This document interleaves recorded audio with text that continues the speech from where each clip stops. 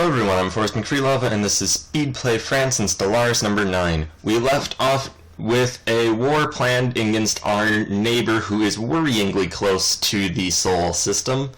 We're going to go ahead and take 5 of their key worlds, 3 of them being the closest ones to us, 1 being their farthest off to the space northwest, and 1 just down in the south a little bit. The idea being, we need these 3 core worlds, really just to buffer Sol.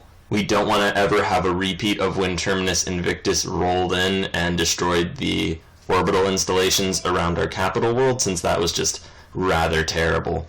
At any rate, though, they have what appears to be a small fleet. We got our construction ship in there first. Luckily, our main battle fleet showed up in time to save it.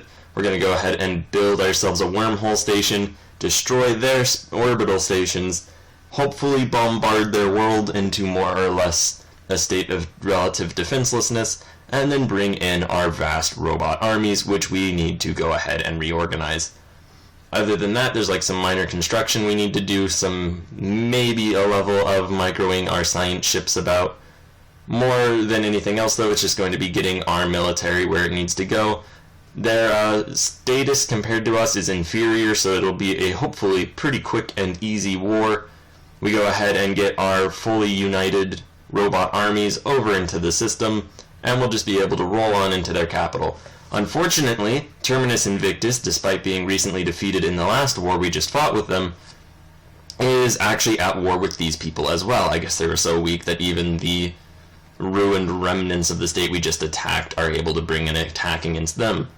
So they're landing their own troops. We kind of just stay and watch them fail. They didn't bring very much at all. We keep our troops in orbit and then go ahead and just begin our invasion and re-orbitally bombard them as soon as we get the opportunity.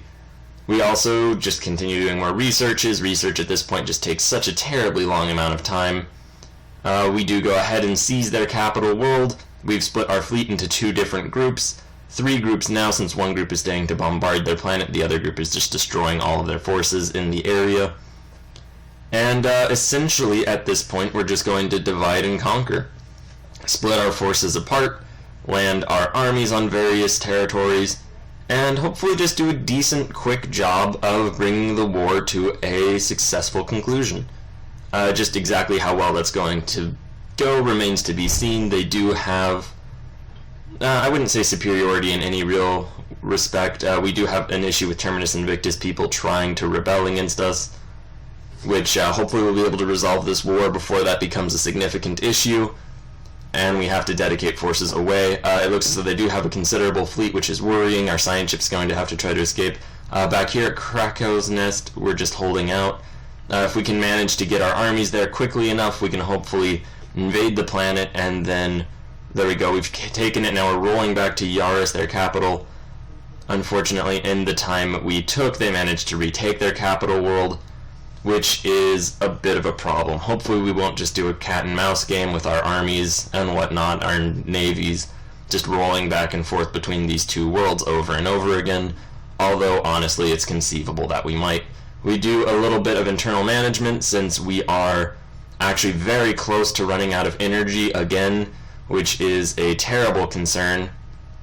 Once we win the war, we'll hopefully get a bit of their energy and hopefully manage to get a surplus again. However, if they keep taking back their worlds, then we're not going to be able to conquer them in time. We do go ahead and start building solar panel systems on all of our orbital facilities.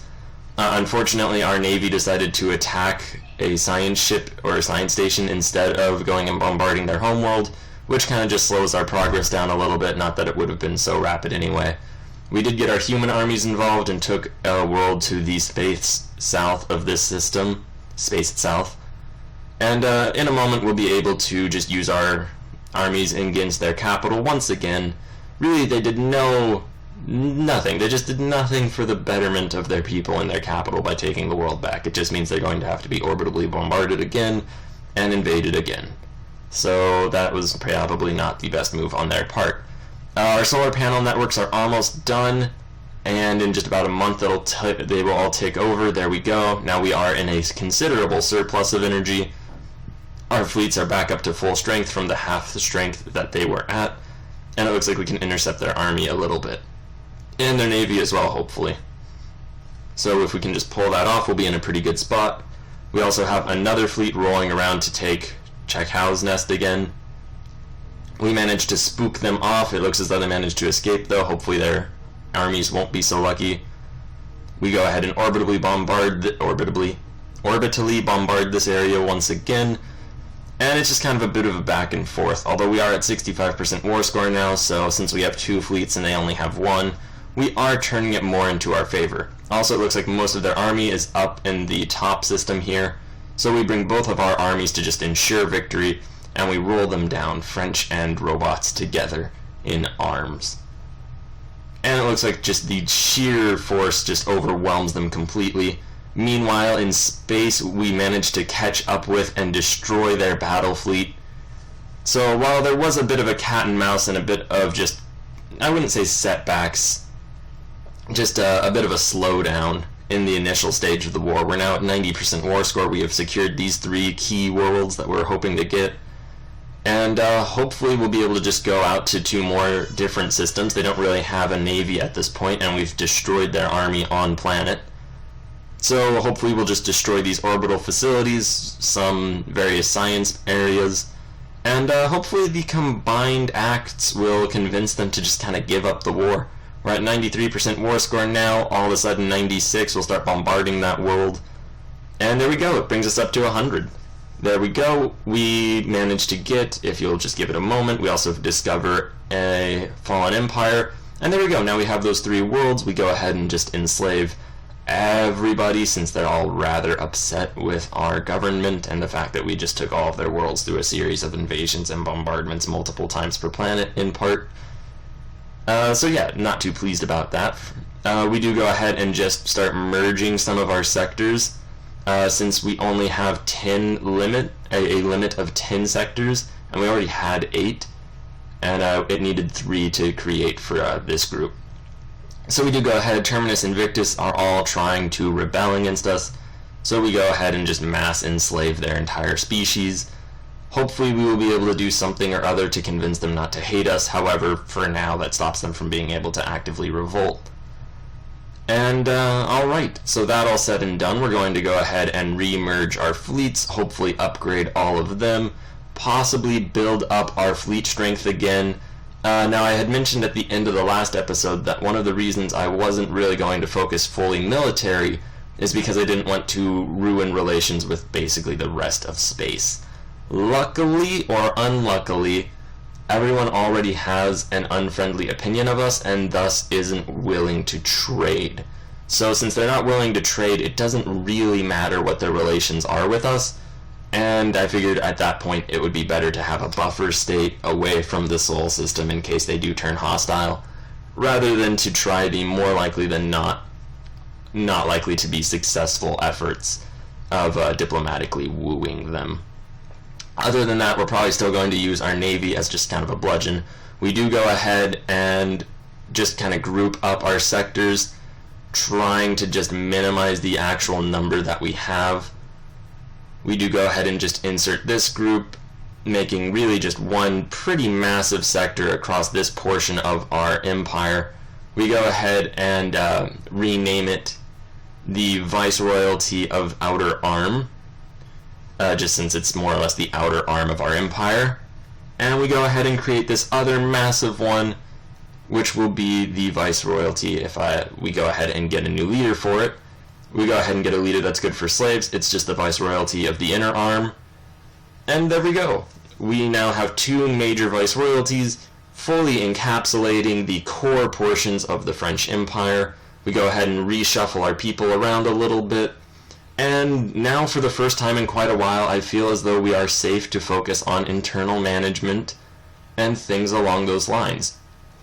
Now, we do have quite a buffer of influence at this point, which means we can go ahead and send human colonists really to just a whole bunch of worlds if we're able to. The Fallen Empire won't trade with us. No one will probably trade with us. So we're going to have to be entirely self-reliant. We can get a Ministry of Benevolence, which makes everyone 15% more likely to fall in line, which is pretty great. We are encouraging free thought, which may not be the most fortuitous thing for us to do. However, we need to increase our science output up until I feel secure with our borders and we basically get past the area of just expanding the frontiers. Which means we're going to have to build quite a few colony ships coming up, go ahead and claim all of those frontiers, and then if we're able to and there aren't any better technologies, we're probably going to focus on technologies that expand our border range, just so all of these uncontrolled systems that basically are gaps between zones of our direct control will be able to be filled. We also are building destroyers in all of the facilities that have destroyer production lines, and just upgrading all of the other systems to be able to get those destroyer production lines. Basically just to speed up production, make them slightly better ships. We aren't going to be focusing entirely militarily going forward, since we're more or less reaching the natural boundaries, I would say, of our state. Just in the sense that resistance is going to be getting more difficult as we press further, considerably more difficult. And we do have just a large amount of lands, or space, I guess, planets, empty void, basically, that we can just go and peacefully expand into.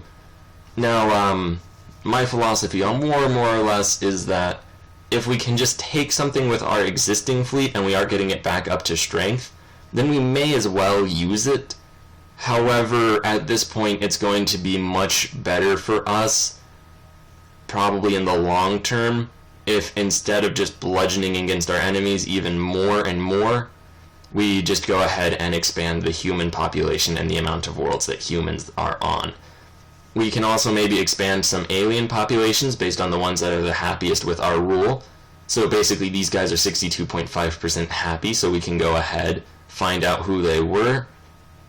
I believe it was just fanatic collectivists. So we go ahead and get ourselves some fanatic collectivists. And we'll be able to send them to some slightly different worlds. More often than not, though, we're just going to be sending people, and when we get back, we're going to begin an era of peaceful colonization and internal rule. Or not, depending on how things flow. Have a great day. Thank you very much for watching. Please like, share, and subscribe.